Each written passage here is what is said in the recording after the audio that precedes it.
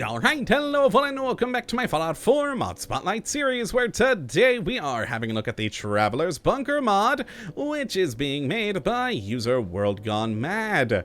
And what this glorious little piece of work looks to add into the game is an absolutely amazing new player home with a whole load of cool amenities for you to use. And one issue though with it is it's a little bit off of the beaten path. As you can see here in the map, we are in the northeastern portion of the Commonwealth, just to the north of Macrofish Packing and to the east of the Nakano residence. And that is where we'll find the Traveler's Bunker, which is quite the large, sprawling complex hidden under the rocks with two separate entrances. Now, both of them will be locked when you first arrive with expert level locks, but once you get those picked, you have your choice of either the main entrance right on the water, which I refer to as the main entrance because it is where the actual waypoint for this location is at, and where it leads into the main hall. Now, the other entrance is sort of a maintenance entrance, which actually goes to the workshop section of the bunker, which we'll take a look at here in a few minutes. Now, let's head into the main entrance, just past this wrecked ship here, through the roots and into the tunnel, which lights up as you do enter, and into the Traveler's Bunker.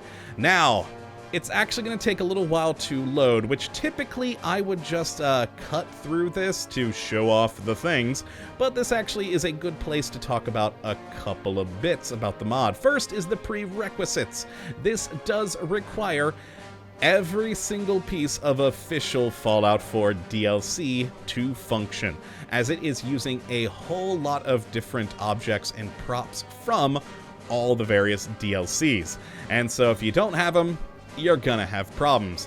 Now, part of the reason we're getting such a large loading sequence here is because there are a lot of props in this place. And a lot of player homes we see, when they do reach that level of a ton of props, they tend to make most of them static world objects that can't be interacted, thus no physics, and thus less calculations. But here, it's kind of a 50-50 thing. Half seem to be static, you can't interact with objects, and half are objects you can pick up, move around, put into your inventory, etc. So it's a little bit of a mixed bag. But yeah, just keep that in mind, as it does mean it takes a little bit to load. But now that we are in the main entrance here, we got a few features right off the bat. First off, when you first arrive here, the light's gonna be off. I love light switches in my player homes, and this has a light switch in every room, which just makes me happy. Now, also on the right-hand side, we have two containers, one for junk, which will get rid of your crap, and the other is an auto sorter, which will sort your things into the various appropriate containers throughout the facility, which is always handy. I do like when these are included in player homes. Now let's head into the main hall, where you will see a load of awesome pictures on the walls. And they are pretty cool, and we have similarly cool paintings and pictures all throughout this base, but you'll also notice a texture issue. Now, thankfully, the texture issue is a known problem right now, and the mod maker is looking into it. So who knows, by the time this video goes out, it may be fixed. I hope it is. We also have another texture issue with the paintings. If we actually walk down the hallway, you'll notice the paintings sort of disappear. And if you get real close to them, they go away, you back away, they seem to come back. No clue why it is, but yeah, like I said, the mod maker is aware, and they should be fixed, hopefully soon.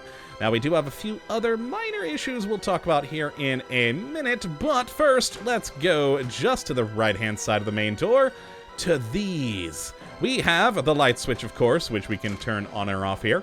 We also have, actually, let's keep that off, the ambient light switch, which turns on these beautiful red lights. And my absolute favorite thing here, the ceiling shutter. I love it.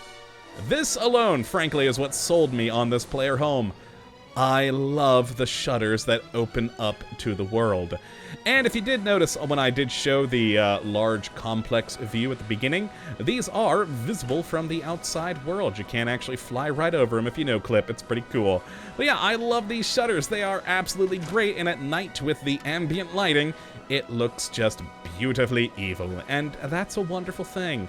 Now let's continue on through this door into the main living area, where as you can see we have a bit more odd texture issues on the ceiling, but a great living room, bar, and kitchen with a cat over there.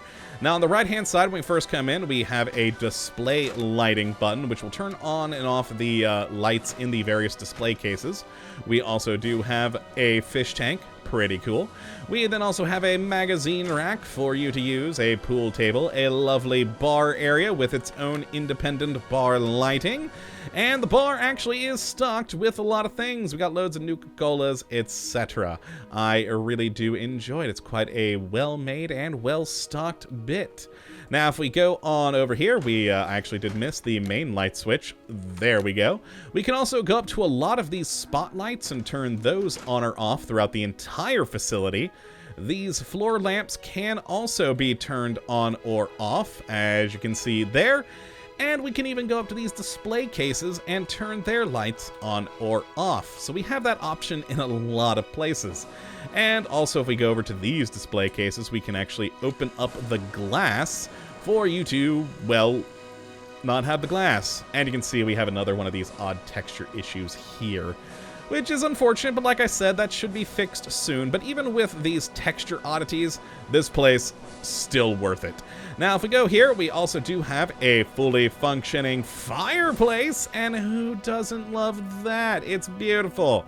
And then if we head on back here, we have the main bedroom. Now, on to the right-hand side, we do have some closets that we can open up with a few more texture issues, but overall, just a nice-looking bit. We have the mod tester's bed with a nice teddy bear there for you. Some lovely side tables with quite a lot of stuff. We have more things here on that. And then, yes, the other table with a functioning lamp you can turn on and off. A number of drawers for you to use, one being locked. We then have a hidden safe in this particular painting for you to open, which is cool. I mean, come on, who doesn't like a good hidden safe?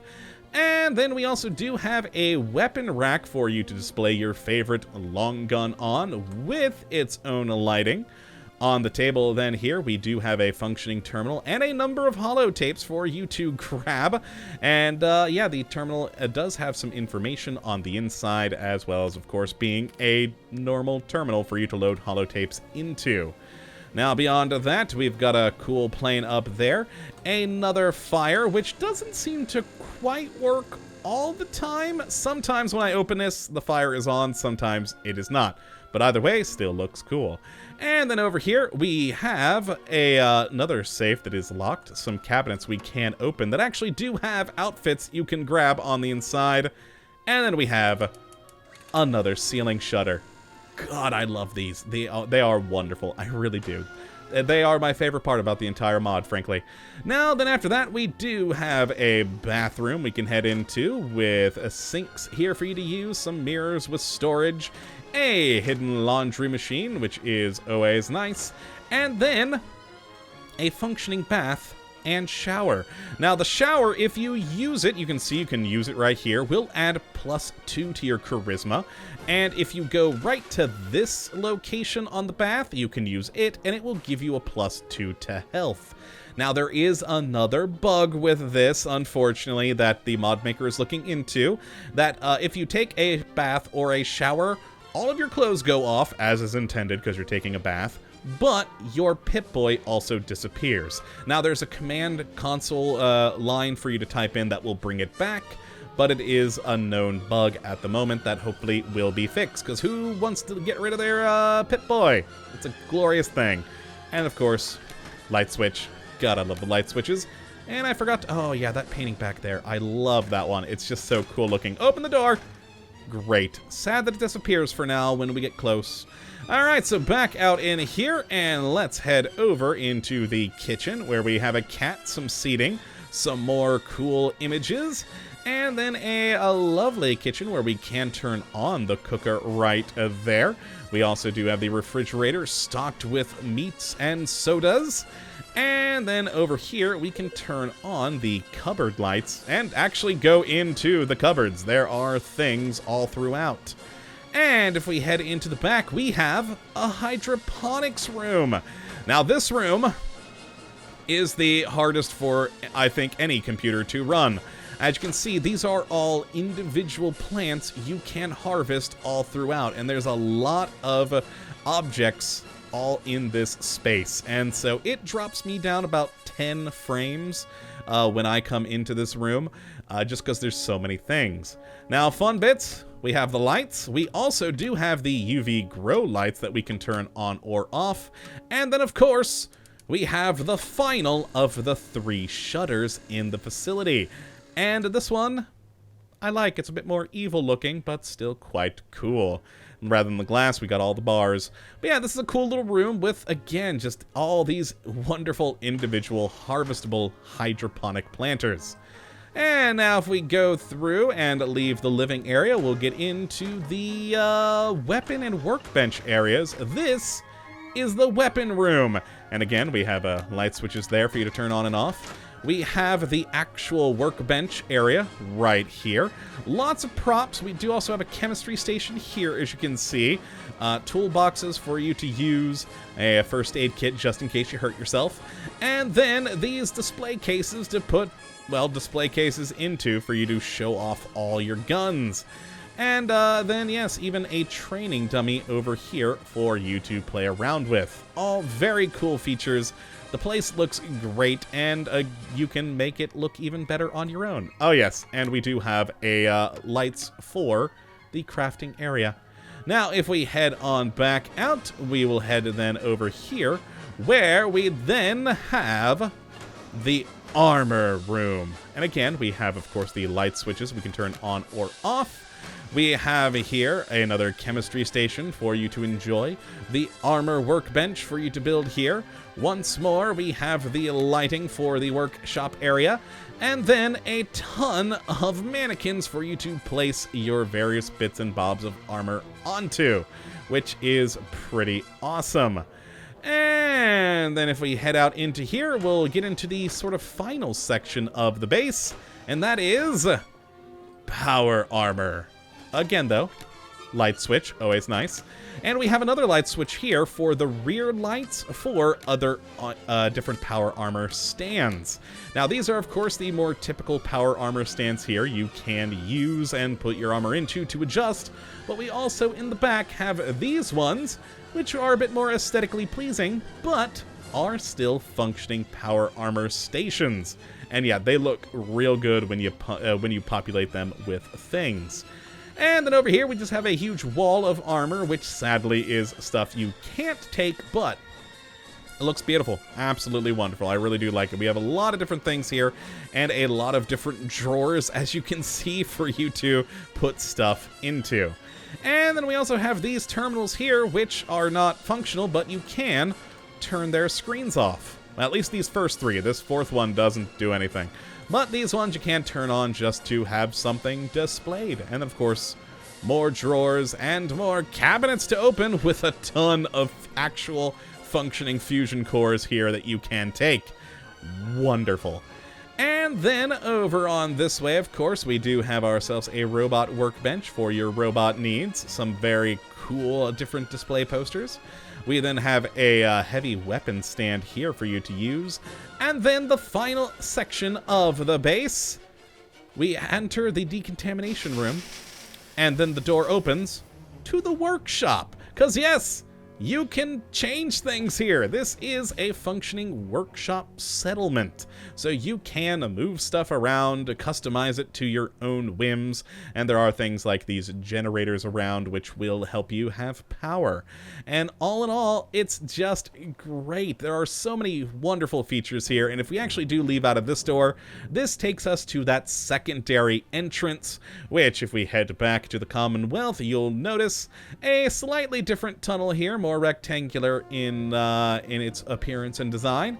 And if we head out through the roots, through the cave, and out back into the world. And all in all, this is just an awesome player home. And once those couple of bugs are worked out, which again, as I mentioned, the mod maker knows about and is working on, this will be frankly one of the best player homes I've seen in a long time. And even now with the bugs, well worth a look. So if you'd like to check it out for yourself, which I'd certainly recommend you go and do, you can have a look at the link in the description as per usual. But that is going to be it for today. I hope you have enjoyed and that you do come back for the next one. Hopefully we'll be looking at yet another wonderful mod. But until that time, thank you for watching, and as always, have a good one!